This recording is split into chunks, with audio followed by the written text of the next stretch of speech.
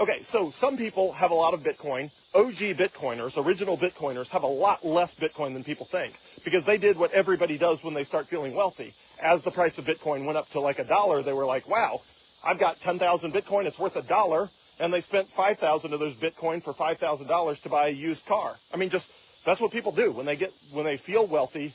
They improve their lives and the lives of their families, and that's what OG Bitcoiners did. So, short take is the very early Bitcoiners own a lot less Bitcoin than people realize because those Bitcoiners, first of all, very early Bitcoin got hacked or hacked on cryptocurrency exchanges like Mt. Gox or Coinica. I can't remember the names of all of them, but anyway, short take is a lot of people lost Bitcoin in the early days because the market was not well developed and there was not good ways of holding Bitcoin because the technology was so new.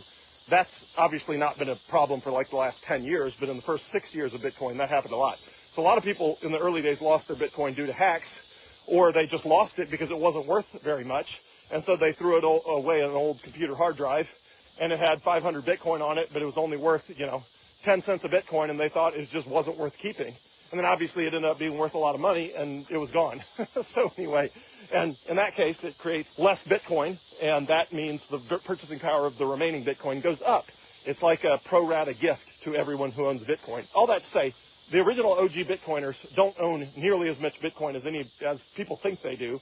But let's assume they did. For the sake of argument, let's assume they did, and that a small number of people ended up with a lot of Bitcoin, even though it's going the reverse direction. With every passing day, the 21 million Bitcoin is getting more and more distributed to more and more people in the economy. It's not going the reverse direction. It's actually it's getting more distributed and more equitably distributed over time, not less. But again, let's assume that there's OG Bitcoiners that have a bunch of Bitcoin and talk about how that would work. First of all, it's completely unlike the 2008 recession, because what happened in the 2008 recession is the government printed a ton of money out of thin air, gave it to Wall Street, and told them, go spend it, and eventually it'll benefit Main Street. The problem was, when you do that with newly created money, what happens is it creates inflation.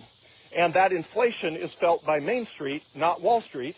And so by the time the money actually does trickle down, the inflation has eaten up all the purchasing power, and everything is actually, living your life is actually harder.